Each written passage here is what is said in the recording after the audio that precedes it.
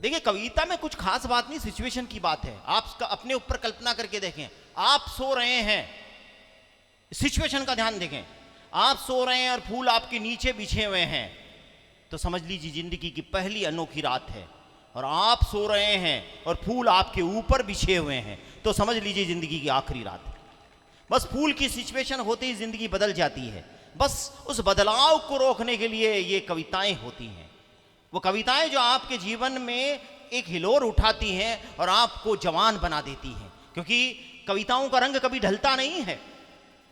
कविताओं का के चेहरों पे कभी झुर्रियां नहीं पड़ती, कविताओं का रंग कभी ढलता नहीं है। कविता हमेशा भाववान रहती है, प्रवाहवान रहती है। कविताएं कभी बूढ़ी नहीं होती, कविताएं हमेशा जवान रहती है।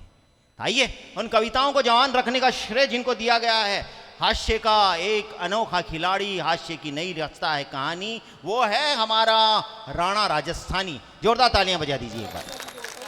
मैं तो बहुत बदनसीब इंसान हूं साहब, इतना बदनसीब हूं कि 2000 कोरोना में शादी की भाई साहब मैंने, और मेरी लुगाई मेरी 2 कौड़ी की इज्जत नहीं करती है। ये हिम्मत करो तुम्हारी भी नहीं करती है। लठ तुम्हारे भी पड़ते हैं, सिर्फ फर्क इतना कि मैं कह रहा हूं, आप कह नहीं रहे हो।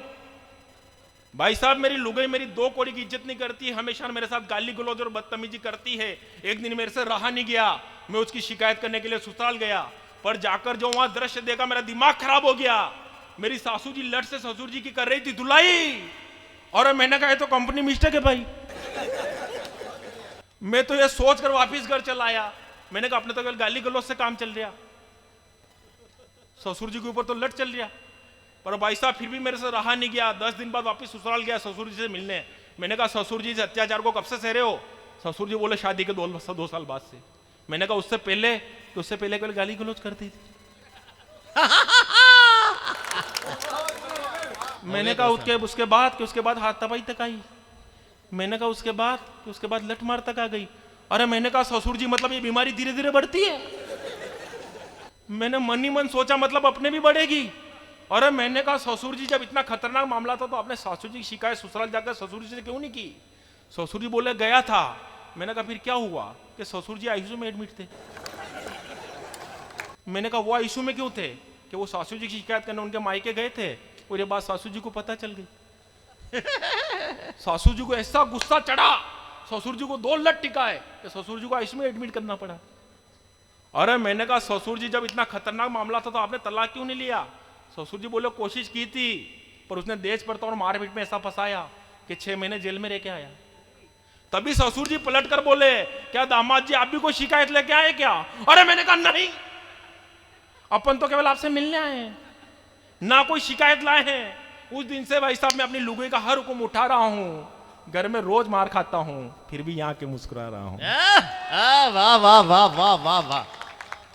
घर में रोज मार खाता हूं। मेरी पत्नी कहती तुम्हारे में अक्ल नहीं है। मेरी पत्नी मुझे रोज कहती तुम्हारे में अक्ल नहीं है। मैंने कहा बिल्कुल नहीं है। वो बोली तुम्हें कैसे पता? मैंने कहा मेरे अंदर थोड़ी बहुत भी अक्ल होती तो आज तो मेरी लुगाई थोड़ी होती।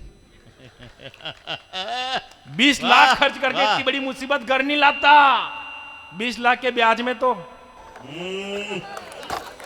इतना ने इस्तेमाल किया ब्याज का। बहुत सारी घटनाएं साहब 2020 कोरोना में मेरी शादी हुई, सच्ची घटना बता रहा हूं। लेकिन एक हिंदुस्तान का बदतमीज नेता कहता है कि मैं भारत मां की जय नहीं बोलूंगा, कि शेरनी की कोख से कभी शियार का जन्म हो नहीं सकता। अरे शेर कभी शियार की भाषा में बोल नहीं सकता। और हिंदुस्तान में रहकर जो भारत मां की जय ना बोले, अब बताना मेरे को, एक ताली मत बजाना और लग जाएगा पूरा पांडाल हवा में हाथ उठाकर बजाना कि मैंने अच्छी बात कर दी हो, कि शेरनी की कोख से कभी शियार का जन्म हो नहीं सकता। अरे शेर कभी शियार की भाषा में बोल नहीं सकता। और हिंदुस्तान में रहकर जो भारत मां की जय ना बोले वो गंदा खून होगा किसी अंग्रेज का, किसी हिंदुस्तानी मुसलमान का हो नहीं सकता। वाह वाह वाह वाह वाह वाह वाह, क्या बात। बहुत सारे मामले पड़े हैं साहब, बहुत सारे काम करने पड़ते हैं। 2020 में कोरोना आया और 2020 में मैं शादी करके घर में लुगाई लाया। मानो 2 गंभीर बीमारी एक साथ मेरे घर में आई।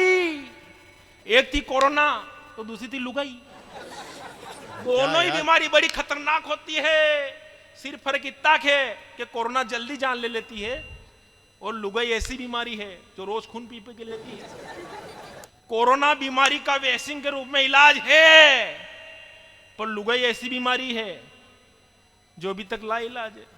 साहब मेरी शादी नहीं हो रही थी, मेरे घर वालों ने 1 लाख रुपए का पेट्रोल जलाया साहब, तब मेरी सगाई तय हुई कि 20 मार्च को बारात लेके जाना है और लोगों को शादी करके घर में लाना है।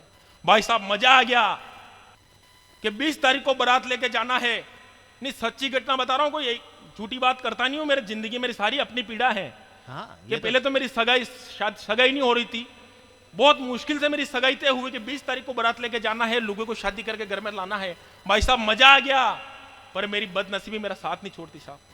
शादी के केवल 5 दिन रहे और 15 तारीख आई, मालूम पड़ा कि लॉकडाउन लग गया, शादी कैंसिल हो गई। भाई साहब अब 3 महीने तक दिन रात लोगों से फोन पे व्हाट्सएप पे बातें कर कर बिताए। 3 महीने बाद 20 दिन के लिए लॉकडाउन खुला। भाई साहब मैं तुरंत गया और लोगों को शादी करके घर लाया। मेरे दोस्तों ने 50,000 रुपए लगाकर मेरी सुहागरात के लिए कमरा सजाया, पर जैसे ही मैं अपनी लुगाई को लेकर घर में प्रवेश करता, उससे पहले मेरी लुगाई की तबीयत खराब, सांस लेने में तकलीफ, कोरोना हो गया। डॉक्टर को बुलाया तो डॉक्टर ने उसको कोरोना लक्षण बताया। पूरे घर वालों की रिपोर्ट करवाई तो उसकी पॉजिटिव, हम सबकी नेगेटिव आई।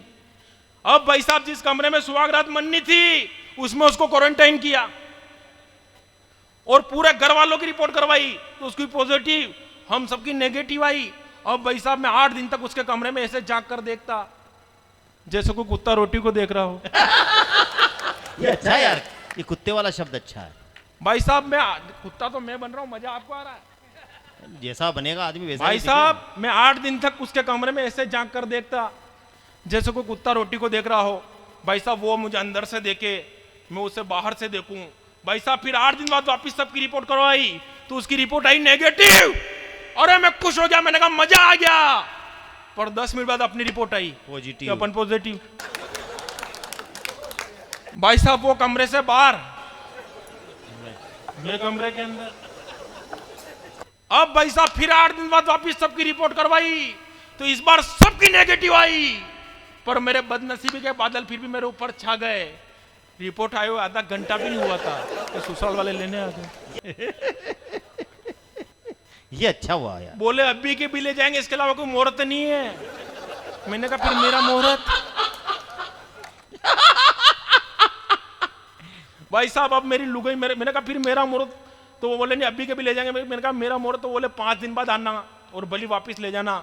भाई साहब मेरी लुगाई मेरी नजरों के सामने जा रही थी, अब मेरे पे क्या बीत रही होगी। अपन दुकानदार से रसगुल्ले का डिब्बा लाए, उसमें से एक भी नहीं खाए और दुकानदार अपनी नजरों के सामने से ले जाए। भाई साहब 5 दिन एक एक पल पल उंगली पे गिन गिन के बिताया और 5वें दिन जैसे ही उसको लेने जाना था गाड़ी में डीजल भरवा के तैयार, और जैसे मैं निकलने वाला था कि फिर टीवी पर न्यूज आई कि आज से संपूर्ण लॉकडाउन। भाई साहब 4 महीने और दिन रात लोगों से फोन पे व्हाट्सएप पे बातें करके थक गया, फिर मेरे से रहा नहीं गया, पुलिस के लठ खा के भी ससुराल गया।